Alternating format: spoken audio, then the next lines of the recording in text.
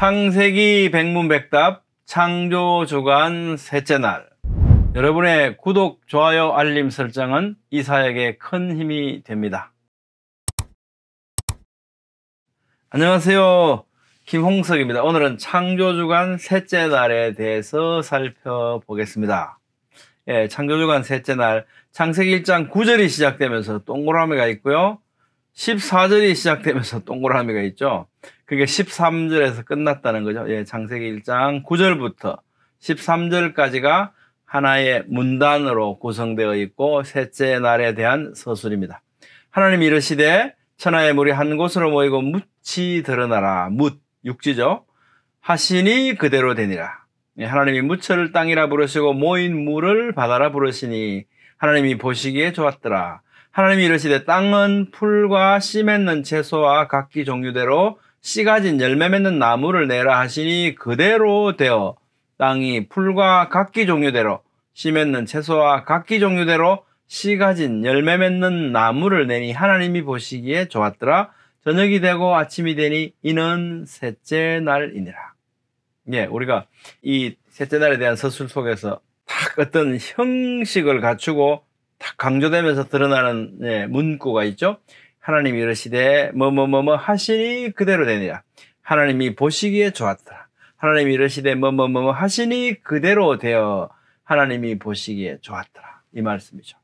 이 말씀이 우리에게 의미하는 바는 뭐겠습니까? 하나님께서는 만유를 말씀으로 창조하셨고 하나님이 보시기에 좋았더라. 완전하게 아름답게 창조하셨다는 것을 우리에게 강조해주고 있습니다. 자, 천하의 물이 이 말씀을 직역하면요, 그 하늘뜰 아래의 그 물들이라고 하는 겁니다.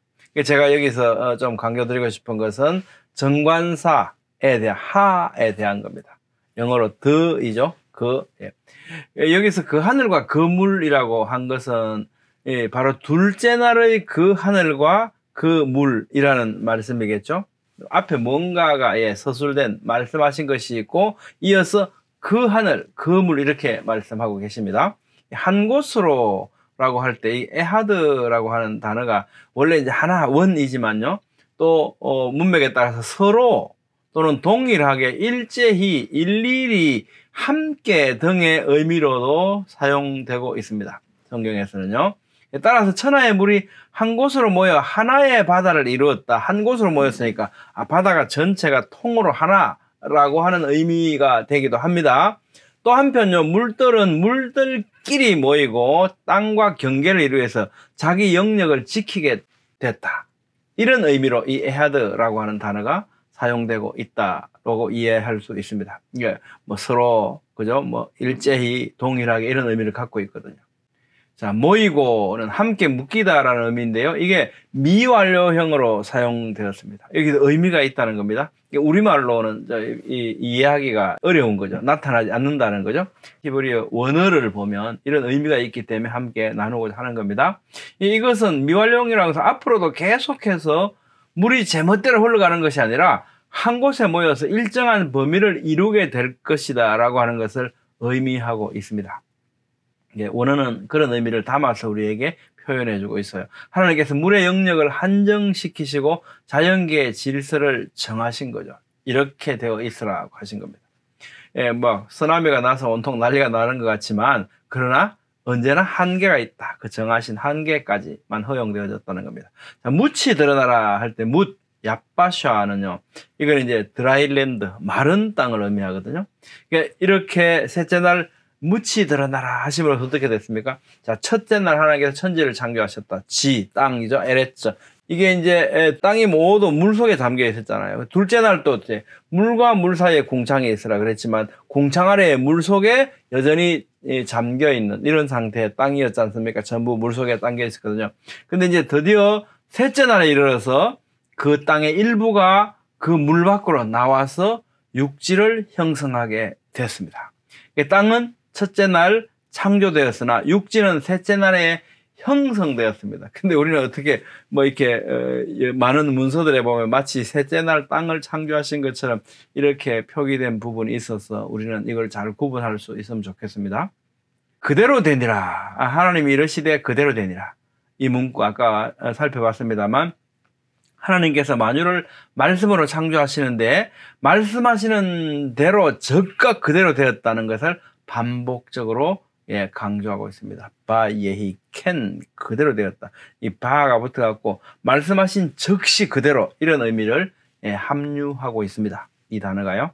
우리가 살고 있는 이 지구가 둥근 모양을 하고 있으면서 지구 반대편 바다에 우리하고 지금 거의 정확하게 반대편 바다는 어디냐 하면 미국 플로리다주거든요. 그쪽 바다에 군함들이 우리가 볼 때는 까꿀로 매달려 있고 사람들이 땅에 까꿀로 매달려서 걸어다니고 있다. 참 이상한 것처럼 생각이 되죠. 우리 이걸 다 이미 알고 있습니다. 그죠? 이런 것이 바로 적절한 지구의 질량, 중력 이런 게 조화를 이루는 이러면서 바닷물이 무게, 그 위를 항해하는 선박들, 이런 부력들 무엇에 근거하고 있겠습니까? 그것은 하나님이 이르시되 그대로 되니라는 말씀에 근거하고 있다는 사실을 기억할 필요가 있고요. 창세기 1장은 그 사실을 이렇듯 반복적으로 강조하고 있습니다. 무철 땅이라 부르시고 모인 물을 바다라 부르시니라. 하나님의 말씀에 따라 땅과 바다가 분리되어서 물은 물대로 모이고 마른 땅이 그 위로 모습을 드러나게 됐습니다. 땅은 첫째 날 창조하셨다. 무천 그 일부가 드러난 것이기 때문에 당연히 땅이잖아요. 그럼에도 불구하고 하나님께서는 굳이 무철 땅이라 부르시고 그 모인 물을 바다라 부르시니라. 그러니까 이제 첫째 날 땅을 지으실 할 때 에레처라고 할거예요. 에레처 땅. 근데 그 에레처가 전부 물속에 담겨 있었는데 이 에레처가 물 밖으로 일부가 드러나지 않습니까? 근데 그 드러난 것을 묻히다, 얍바샤라고 부르시면서 이 얍바샤를 내가 앞으로 에레처라고 부를 거야. 땅이라 부르시겠다라고 말씀하시는 겁니다. 근데 어떻게 보면 원래 에레처였으니까 당연히 밖으로 드러나도 에레처잖아요. 땅은 땅이잖아요. 물속에 있든지 물 밖에 있든지 땅이란 말이죠. 근데 이 무철 다시 땅이라고 부르시겠다고 이렇게 왜 굳이 말씀하실까? 그래서 이런 의미가 있습니다. 바다와 구별해서 부르실 때 앞으로 내가 땅이라고 하면 무철 의미한다. 바다와 구분해서 대비해서 부르실 때는. 그리고 뭐 육지다 이렇게 말씀하지 않고 야파샤 이렇게 말씀하지 않고 내가 에레쩌라고 땅이라고 하면 바로 이 육지, 야파샤를 의미하는 거야 라고 하는 이런 말씀을 우리에게 주신 거죠.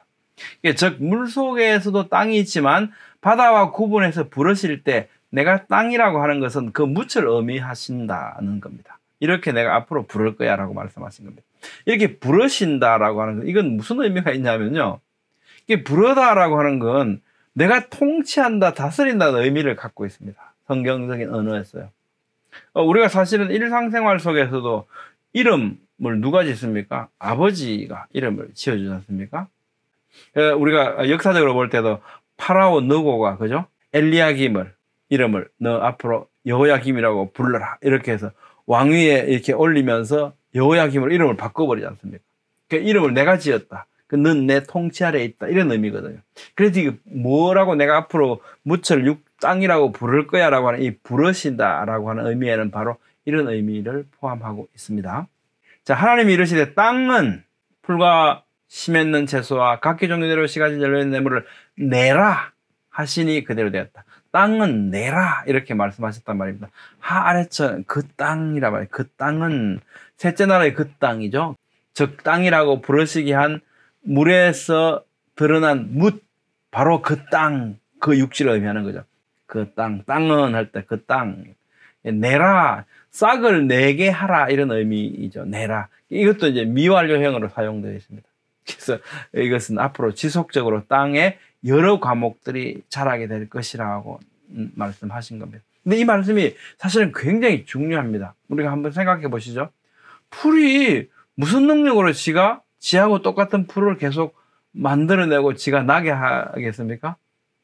우리가 좀 더 깊이 생각해 보면 정말 신비스러운 거죠. 그 아무것도 아닌 풀떼기가 이게 아무것도 아닌데 그런데 기가 막히게 그 똑같이 생긴 풀을 또 자라나게 한다는 거잖아요. 엄청나잖아요. 그 유전인자를 전달하고 있다는 게 이게 어떻게 가능하겠습니까? 하나님께서 이렇게 하셨으니까 이것이 가능한 거죠. 이렇게 하셨으니까 뒤에서 좀 더 살펴보도록 하겠습니다. 이렇게 계속되도록 미완료형으로 하나님께서 말씀하셨다는 겁니다. 그래서 그 질서가 지금도 유지되고 이 능력이 발휘되고 있다는 겁니다. 자, 그 다음에 풀과 씨가 가진 열매 맺는 나무, 그러니까 풀과 씨 맺는 채소와 각기 종류대로 씨 가진 열매 맺는 나무, 이렇게 되지 않습니까? 이게 풀이 있고 채소가 있고 씨 가진 열매 맺는 나무, 세 가지인가? 라는 거죠. 우리는 지금 이 세 가지로 번역되어 있고요. 대부분 이렇게 번역해서 해석을 이렇게 해서 이렇게 번역하고 있습니다. 자, 풀과 채소와 씨 가진 열매 맺는 나무, 떼쉐, 에세브, 에츠페리 이런 단어인데요.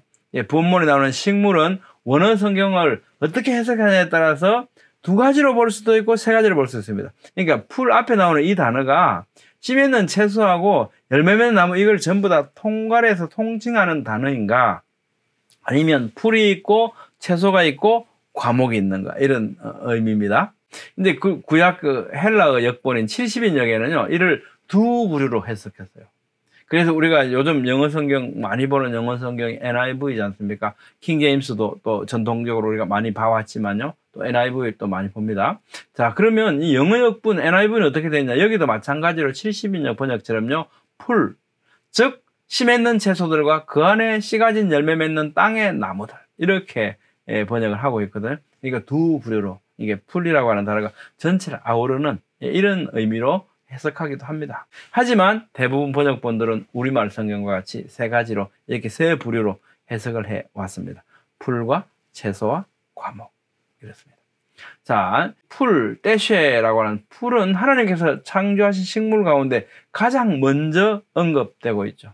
풀이 어떤 의미를 갖고 있냐면 11절에 보면 우미 돋다라는 뜻을 가진 따샤라는 단어에서 나왔어요. 근데 이 어원을 보면 우미 돋다, 우미 돋는 모든 것, 과목이든 채소든 간에 모든 것이라는 의미를 가진 것으로 어원적으로 볼 때는 그렇게 이해가 됩니다. 옥스퍼드 원어 성경 대전은 그런데 이제 이렇게 설명합니다. 이를 모든 식물을 총칭하는 단어이기는 하나 굳이 구분하자면 채소나 과목과는 구분되는 짐승의 먹이로 소용되는 풀이라고 할 수 있다고 합니다. 근데 하지만 이걸 그냥 받아들이기엔 조금 어려운 면이 있어요. 창세기 1장 29절에 보면 사람에게 주신 음식이 뭡니까? 채소와 과목이잖아요. 그러면서 이제 짐승들한테는 뭘 줬습니까? 동물들한테는 풀을 줬다, 이렇게 되지 않습니까? 우리말로 보면 이렇게 다른 거 준 것처럼 보이죠? 근데 원어를 보면 사람에게 준 채소, 이게 에세브고요. 1장 30절에 모든 동물들에게 음식으로 준 이 풀은요, 에세브입니다. 그러니까 같은 단어라는 거예요. 우리말로 보면 이게 마치 사람에게는 과일과, 그러니까 채소를 먹게 하셨고, 그 다음에 짐승들은 이제 풀떼기를 먹도록 하셨다, 이렇게 오해를 불러일으키게 됩니다. 근데 원어를 보면요, 사람에게 주신 음식으로 주신 채소하고 같은 단어입니다. 짐승들에게 주신 단어도요. 이런 면에서 보면 옥스퍼드 원어 성경 대전에서 이렇게 구분한 이런 구분은 좀 적절하지 않지 않는가, 재고해 볼 필요가 있다, 이런 생각을 하게 됩니다. 자, 그 다음에 이제 각기 종류대로 나오잖아요. 이건 너무너무나 이게 방대한 의미를 갖고 있고요. 자세히 살펴봐야 되기 때문에 다음 강의에서 좀 더 깊이 있게 살펴보도록 하겠습니다. 그 다음에 이제 씨 맺는 채소라는 말씀이 있지 않습니까? 씨 맺는 이 단어가. 여기서 씨라고 하는 제라라는 단어는 식물의 씨 또는 사람의 후손, 창세기 3장 15절에 여자의 후손 할 때 이 후손에 해당하는 단어가 또 이 씨라는 이 같은 단어고요. 제라라는 단어고 사람의 정액을 의미하기도 합니다. 이 다양한 의미로 사용이 됩니다. 근데 깊이 생각해 보면 그 의미가 그 의미라고 하는 것을 우리는 또 이해할 수 있게 됩니다. 자, 이 단어와 함께 사용된 이 맺는이라고 하는 단어 있잖아요. 자라. 이 단어는 파종하다, 농사하다, 거두다 라는 의미로도 사용되었습니다. 근데 이 말씀을 우리가 묵상을 잘 해보면, 이는 하나님께서 창조하신 씨 맺는 채소는요, 앞으로 사람이 파종하고 농사지으며 추수하는 대상이 될 것이라는 것을 암시하고 있다, 이런 이해를 하게 됩니다. 물론 이 당시에는 하나님께서 이렇게 선악과 사건 전에 사람이 파종하고 농사하고 이렇게 하지 않으셨거든요. 선악과 사건 이후에 그 일을 하게 됐지만 씨 맺는 채소, 여기에는 어원적으로 보면 그런 의미를 이미 내포하고 있구나 하는 걸 우리는 짐작할 수 있게 됩니다. 자, 손톱만한 은행 열매 속에 거대한 은행나무가 있다. 그렇죠? 은행나무는 자신의 모든 유전인자를 은행 열매 속에 넣습니다. 이 능력 어디서 왔을까요? 하나님이 이르시되 씨 맺는, 씨 가진, 내라. 하나님의 말씀, 이 명령에 따라서 이 세상에 이런 질서들이 생겨난 거죠. 우연히 저절로 이런 엄청난 능력이 어떻게 은행 속에, 식물들 속에 생겨날 수 있겠습니까? 말씀의 능력입니다. 열매 맺는 나무. 여기서 맺다, 옷에 해당하는 단어, 이 단어거든요. 이 단어는 창조하다, 만들다, 베풀다, 시행하다 등의 의미로 사용이 됩니다. 이것은 바로 열매 맺는 능력을 나무에 부여하셨다는 것을 잘 보여주고 있습니다. 저녁이 되고 아침이 되니. 이 말씀, 이 문맥에서 저녁과 아침은 어떤 의미일까요? 저녁과 아침은 창세기 1장 5절에서 빛을 낮이라 칭하시고 어둠을 밤이라 칭하시니라. 그런 어둠과 밤이 교차되는 바로 이 저녁과 아침이라고 하는 것을 우리는 1장 5절로부터 받아올 수 있죠. 이 상징의 의미일까요? 문자적 의미일까요? 당연히 문자적인 의미죠. 셋째 날 얼마나 긴 시간일까요? 24시간, 하루를 의미합니다. 이 말씀들이 중복되면서 우리에게 강조해 주고 있는 거죠. 바로 창세기 1장의 매날 앞에 저녁이 되고 아침이 되니 이는 이라는 동일한 수식어구가 반복되고 있는 이유는 뭘까요? 바로 24시간 하루를 강조하고 있다라고 이해됩니다. 여러분은 어떻게 생각하십니까? 오늘은 창조주간 셋째 날에 대해서 살펴봤습니다. 다음 시간에도 이어서 셋째 날에 대해서 살펴보도록 하겠습니다. 감사합니다.